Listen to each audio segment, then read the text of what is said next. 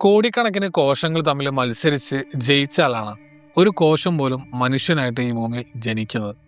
അങ്ങനെ rarest of the rare എന്ന് പറയുന്നത് പോലെ ഈ ഭൂമിയിൽ ജീവിക്കാൻ കിട്ടിയ വലിയൊരു അവസരത്തെ ചിലർ സ്വന്തം ജീവൻ എടുത്തുകൊണ്ട് ഇല്ലാതാക്കുന്നുണ്ട്. അത് വലിയൊരു വിഡ്ഢിത്തപരമായിട്ടാണ് പലപ്പോഴും തോന്നിയിട്ടുള്ളത്. പക്ഷേ അതിനേക്കാൾ ക്രൂരമായിട്ടുള്ള മറ്റൊരു വിഡ്ഢിത്തം കഴിഞ്ഞ വർഷം വിയറ്റ്നാമിൽ നടക്കുകയും ചെയ്തു.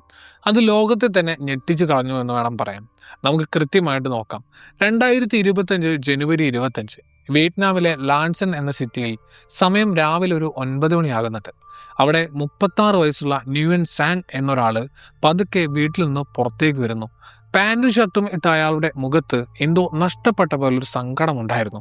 മുറ്റത്ത് നിർത്തിയിരുന്ന തൻ്റെ സ്കൂട്ടറിൽ കയറി അയാൾ അത് സ്റ്റാർട്ട് ചെയ്തു. ഒരു ഫുഡ് ഡെലിവറി കമ്പനിയിൽ ജോലി ചെയ്യുന്ന സ്വാങ് സാധാരണ ഈ സമയത്താണ് പണിക്കിറങ്ങാറുള്ളത്. പക്ഷേ അന്ന് പോയ അയാൾ വൈകുന്നേരമായിട്ടും തിരിച്ചു വന്നില്ല എന്നുള്ളതാണ്. ഇതോടെ പേടിച്ചു പോയ അയാളുടെ അമ്മ കരഞ്ഞുകൊണ്ട് അയൽക്കാരോട് കാര്യം പറഞ്ഞു. അവർ സ്വാങ്ങിൻ്റെ ഫോണിലേക്ക് വിളിച്ചു നോക്കി. പക്ഷേ അത് സ്വിച്ച് ഓഫ് ആയിരുന്നു. ഒടുവിൽ സ്വാങ്ങിനെ കാണാനില്ലെന്ന് പറഞ്ഞ് അവർ പോലീസിൽ പരാതി നൽകുകയും ചെയ്തു. പോലീസ് അയാൾ ജോലി ചെയ്യുന്ന കമ്പനിയിൽ പോയിട്ട് അന്വേഷിച്ചു. പക്ഷേ അന്നൊരു ഓർഡർ പോലും അയാൾ എടുത്തിട്ടില്ലെന്ന് അവർക്ക് മനസ്സിലാവുകയും ചെയ്തു. മറ്റൊരു കാര്യം, അയാളുടെ ഫോൺ സ്വിച്ച് ഓഫ് ആയത് സ്വന്തം വീടിൻ്റെ അതേ ടവർ ലൊക്കേഷനിലാണ്. ഫോൺ ഓഫ് ചെയ്തിട്ട് അയാൾ എങ്ങോട്ട് പോയി എന്ന് പോലീസ് ചിന്തിച്ചു. വീടിനടുത്തുള്ള CCTV ദൃശ്യങ്ങൾ മുതൽ സിറ്റിയിലെ പലയിടങ്ങളിലെ ക്യാമറകളും അവർ പരിശോധിച്ചു. അവസാനമായി ഫോണിൽ സംസാരിച്ചവരെയും ചോദ്യം ചെയ്തു. പക്ഷേ ദിവസങ്ങൾ കഴിഞ്ഞിട്ടും സ്വാങ്ങിനെ പറ്റി ഒരു വിവരവും കിട്ടിയില്ല. പതുക്കെ പോലീസിനും ഈ കേസിൽ താല്പര്യം കുറഞ്ഞു. മറ്റു കേസുകളിലേക്ക് അവർ ശ്രദ്ധ മാറ്റി.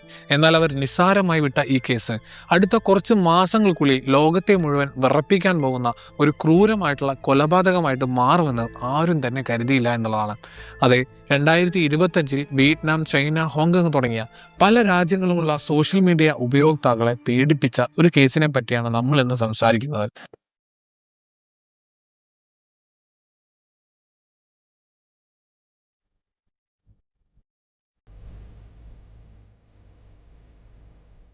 1989 മാർച്ച് 10 ഒരു പാവപ്പെട്ട കുടുംബത്തിലാണ് ന്യൂയൻ സാങ് ജനിക്കുന്നത്. അവനും അമ്മയും വരുമാനത്തിനായിട്ട് ആശ്രയിച്ചിരുന്നത് അച്ഛനെ മാത്രമായിരുന്നു. പക്ഷേ സ്വാങ് ജനിച്ച് കുറച്ച് വർഷങ്ങൾക്കുള്ളിൽ അച്ഛൻ ഹൃദയാഘാതം വന്ന് മരിച്ചു. ആ സങ്കടം താങ്ങാൻ കഴിയാതെ സ്വാങ്ങിന്റെ അമ്മയുടെ മാനസിക നില തെറ്റി.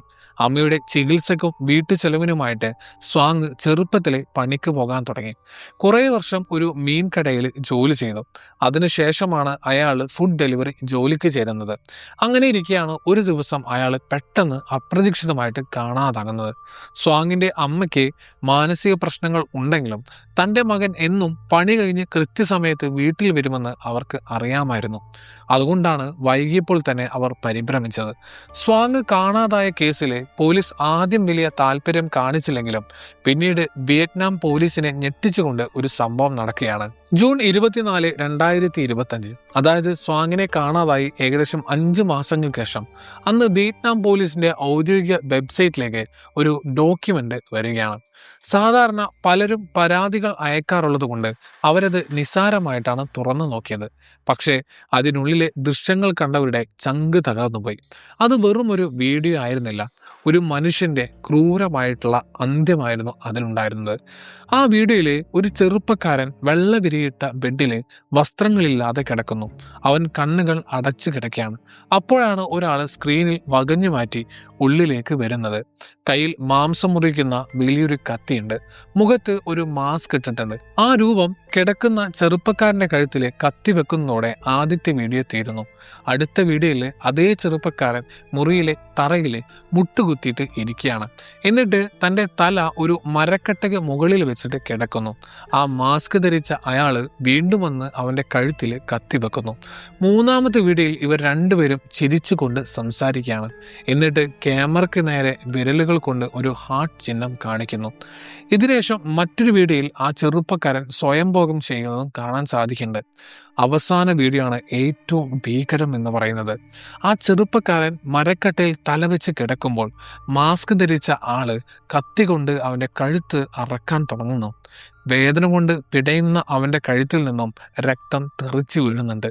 തറയിലും കർട്ടലിലും രക്തം തളം കെട്ടി നിൽക്കുകയാണ്.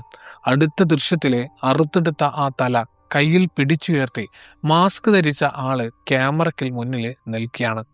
അവസാനമായിട്ട് ഒരു വലിയ പാത്രത്തിലെ മനുഷ്യ ശരീരത്തിന്റെ ഭാഗങ്ങൾ കഷ്ണങ്ങളാക്കി വെച്ചിരിക്കുന്നതും ആ വീഡിയോയിൽ ഉണ്ടായിരുന്നു. പോലീസ് ഏകദേശം 80ഓളം ഫോട്ടോകളും ഈ വീഡിയോകളും പരിശോധിച്ചു എന്നുള്ളതാണ്. ഇതൊരു കൊലപാതകമാണെന്ന് അവർക്ക് ഉറപ്പായി. ഇത് എഡിറ്റ് ചെയ്തതാണോ എന്ന് അവർ സംശയിച്ചെങ്കിലും ടെക്നിക്കൽ ടീം പരിശോധിച്ചപ്പോൾ ഇതെല്ലാം ഒറിജിനൽ ആണെന്ന് തെളിയുകയും ചെയ്തു.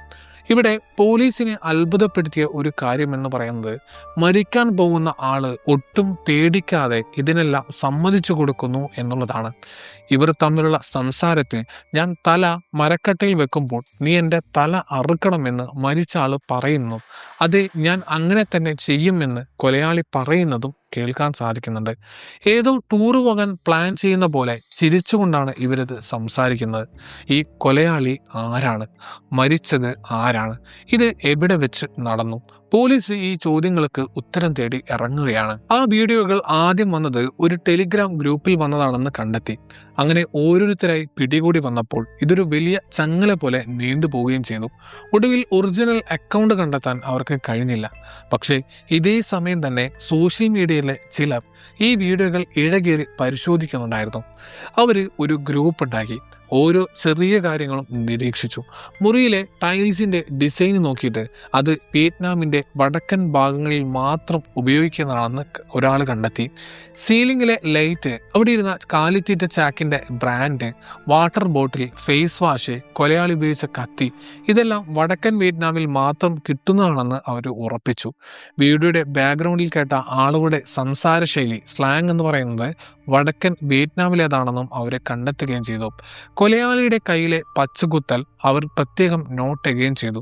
ഈ വിവരങ്ങളെല്ലാം ചേർത്ത് സോഷ്യൽ മീഡിയ ഗ്രൂപ്പ് പോലീസിന് ഒരു റിപ്പോർട്ട് നൽകുകയും ചെയ്തു. ഈ വിവരങ്ങൾ വെച്ച് പോലീസ് നടത്തിയ അന്വേഷണത്തിൽ 3 പ്രധാന കാര്യങ്ങളാണ് തെളിഞ്ഞത്. ഒന്നാമത്തേത്, മരിച്ച ആൾ നമ്മുടെ കഥയുടെ ആദ്യം പറഞ്ഞ ന്യൂയൻ സാങ് ആണെന്ന് അവർ ഉറപ്പിച്ചു. രണ്ടാമത്തേത്, സാങ് താമസിച്ചിരുന്ന സിറ്റിയുടെ മറ്റൊരു ഭാഗത്തു നിന്നും അഴുകിയ ദുർഗന്ധം വരുന്നുണ്ടെന്ന് ആളുകൾ പരാതി പറഞ്ഞു. അവിടെ പരിശോധിച്ചപ്പോൾ മനുഷ്യ എല്ലുകൾ കണ്ടെത്തുകയും ചെയ്തു. മൂന്നാമതായിട്ട്, ആ വീഡിയോകൾ പ്രചരിപ്പിച്ച ഫേസ്ബുക്ക് അക്കൗണ്ട് 30 വയസ്സുകാരനായിട്ടുള്ള ടാങ് സങ്ങിൻ്റെതാണെന്ന് പോലീസ് കണ്ടെത്തുകയും ചെയ്തു. ടാങ് സങ്ങിനെ ചോദ്യം ചെയ്തപ്പോൾ അയാൾ പോലീസിനോട് പറഞ്ഞത്, ഈ അക്കൗണ്ട് ഞാൻ ഉപയോഗിക്കാറില്ല, എൻ്റെ അച്ഛൻ വാൻസാങ് ആണ് ഇത് ഉപയോഗിക്കുന്നത് എന്നുള്ളതാണ്. വാൻസാങ്ങിൻ്റെ ഫോട്ടോ കണ്ടപ്പോൾ പോലീസിന് ഉറപ്പായി ഇവൻ തന്നെയാണ് കൊലയാളി എന്നുള്ളത്. 2025 നവംബറിൽ പോലീസ് അയാളെ വീട്ടിൽ പോയിട്ട് പൊക്കുകയാണ്. താൻ തന്നെയാണ് കൊല ചെയ്തെന്ന് അയാൾ പോലീസിനോട് സമ്മതിക്കുകയും ചെയ്തു. എന്തിനാണ് ഇത് ചെയ്തത് എന്ന ചോദ്യത്തിന് അയാൾ നൽകിയ മറുപടി പോലീസിനെ അക്ഷരാർത്ഥത്തിൽ ഞെട്ടിച്ചു. സ്വാങ് തൻ്റെ ജീവിതത്തിൽ പണമില്ലാതെയും അമ്മയുടെ രോഗം കാരണവും വലിയ മാനസിക വിഷമത്തിലായിരുന്നു. 2020 മുതൽ അയാൾ ഫേസ്ബുക്കിൽ പലർക്കും മെസ്സേജ് അയച്ചിരുന്നു. എനിക്ക് ലൈംഗികമായിട്ട് ബന്ധപ്പെട്ട ശേഷം എൻ്റെ തല അറുത്ത് കൊല്ലാൻ താല്പര്യമുള്ള സ്ത്രീകൾ ഉണ്ടോ എന്നുള്ള ചോദ്യമായിരുന്നു, അല്ലെങ്കിൽ ആ മെസ്സേജ് ആയിരുന്നു എല്ലാവർക്കും അയാൾ അയച്ചിരുന്നത്. ആരും അദ്ദേഹത്തിന് മറുപടി നൽകിയില്ല. ഒടുവിൽ അദ്ദേഹം ഡാർക്ക് വെബ് എന്നറിയപ്പെടുന്ന നിയമവിരുദ്ധ സൈറ്റുകളിലേക്ക് കയറുകയാണ്. അവിടെ വെച്ചാണ് 57 വയസ്സുള്ള വാൻസാങ്ങിനെ പരിചയപ്പെടുന്നത്. ആദ്യം വാൻസാങ് ഇതൊരു തമാശയായിട്ടാണ് കരുതുന്നത്. പക്ഷേ സ്വാങ് നിർബന്ധിച്ചപ്പോൾ അവന് മറ്റൊരു ബുദ്ധി തോന്നി. ഈ കൊലപാതകം വീഡിയോ എടുത്ത് വിറ്റാൽ നല്ല കാശ് കിട്ടും. അങ്ങനെ അവർ തമ്മിൽ സംസാരിച്ച് ഉറപ്പിച്ചു. ജനുവരി 25-ന് വാൻസാങ്ങിന്റെ ഓഫീസിനടുത്തുള്ള ഒരു പഴയ ബിൽഡിങ്ങിൽ വെച്ചിട്ട് അവരെ കാണാൻ തീരുമാനിച്ചു. സ്വാങ്ങിന്റെ ആഗ്രഹപ്രകാരം അയാളെ കൊല്ലാനും കൊന്ന ശേഷം മാംസം പാകം ചെയ്ത് കഴിക്കാനും അവർ തമ്മിൽ ഡീല് ഉറപ്പിക്കുകയാണ്. വാൻസാങ് ഒരു ഗവൺമെന്റ് ജീവനക്കാരൻ ആയിരുന്നെങ്കിലും പാർട്ട് ടൈമായിട്ട് മാംസം മുറിക്കുന്ന പണിയും അയാൾ ചെയ്തിരുന്നു. അതുകൊണ്ട് അയാൾക്ക് ശരീരം വെട്ടിമുറിക്കാൻ പ്രയാസം ഉണ്ടായിട്ടില്ല. കൊന്ന ശേഷം മാംസം കുക്കറിലിട്ട് പാകം ചെയ്ത് അയാൾ കഴിച്ചു. ബാക്കിയൊന്ന് അടുത്തുള്ളൊരു പൊന്തക്കാട്ടിൽ കളഞ്ഞു. എടുത്ത വീഡിയോകൾ 700 രൂപ മുതൽ 1300 രൂപ വരെ വിലയിട്ട് അയാൾ ഓൺലൈനിൽ വിറ്റു. സാങ് തൻ്റെ ഫേസ്ബുക്കിൽ എഴുതിയത് താനൊരു വൃത്തികെട്ട ജന്മമാണെന്നും ഒരുപാട് രോഗങ്ങൾ ഉണ്ടെന്നുമാണ്.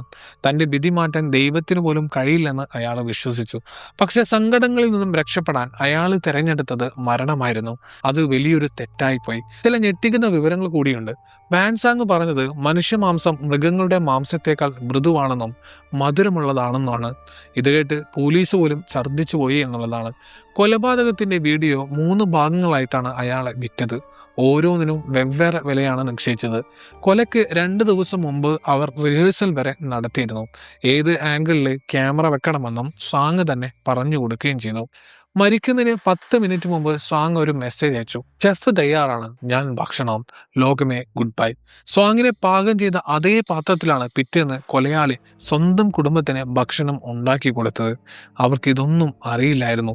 നമ്മുടെ ജീവിതത്തിൽ എത്ര വലിയ സങ്കടം ഉണ്ടായാലും മരണം എന്ന് പറയുന്നത് ഒരു പരിഹാരമല്ല.